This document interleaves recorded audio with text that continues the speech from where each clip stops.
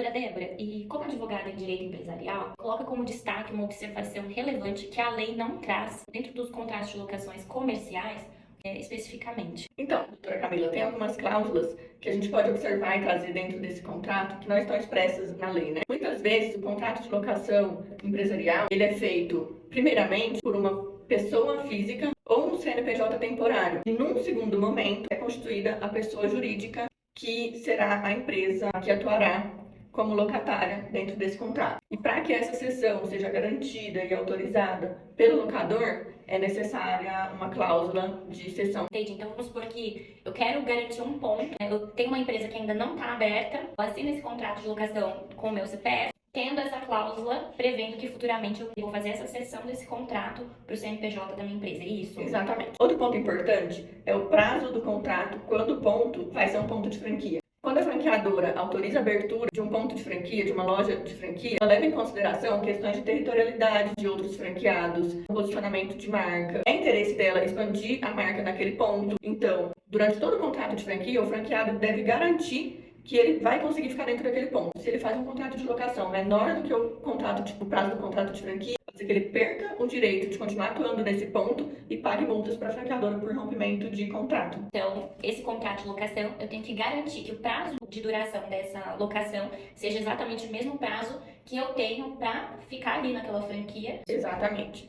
Outra cláusula importante de se trazer é a cláusula de preferência na compra. Então, o locatário que está no ponto, ele pode inserir uma cláusula de preferência, onde, se for interesse do locador vender o ponto, o locatário tem o direito de preferência. Inclusive, em relação ao direito de preferência, né, doutora Camila, tem algumas especificidades aí que eu acho que você pode trazer para nós. Quando o contrato tem essa cláusula de preferência, a gente fala que está gerando um direito pessoal entre os contratantes. Pode ser uma pessoa física, pode ser um CNPJ. E quando a gente vai para o campo do direito imobiliário, onde a gente trata de questões de direitos reais, direito de um imóvel e todos os direitos que sucedem desse direito de imóvel, como direito de preferência, a gente tem a necessidade de fazer o registro desse contrato de locação na matrícula desse imóvel, para assegurar esse direito de preferência como um direito real do locatário. Porque se esse contrato não estiver registrado, o único direito que eu vou ter é o direito pessoal. Então, se tiver essa cláusula no contrato de direito de preferência e ela não for observada, eu tenho direito de indenização, se tiver previsto no contrato.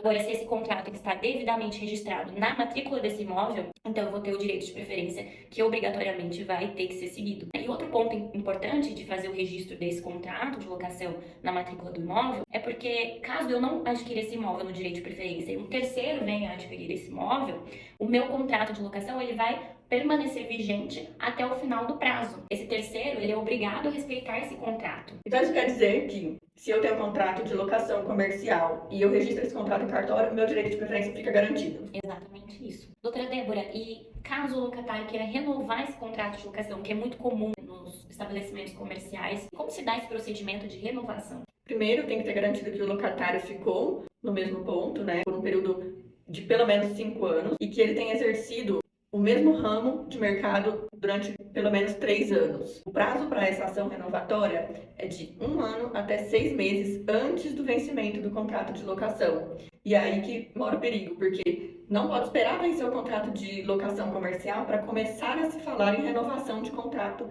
de locação. Você tem que começar a negociar a renovação desse contrato entre 1 ano até no máximo 6 meses do vencimento, justamente para não perder o prazo da ação renovatória. E a ação renovatória, ela existe justamente para proteger o fundo de comércio. Porque quando o empresário investe em um ponto comercial, ele investe em marketing, ele investe em obras nesse ponto. A ação renovatória vem para proteger esse direito. E com a ação renovatória, desde que seja autorizada a renovação do contrato de locação, ele é renovado por igual período.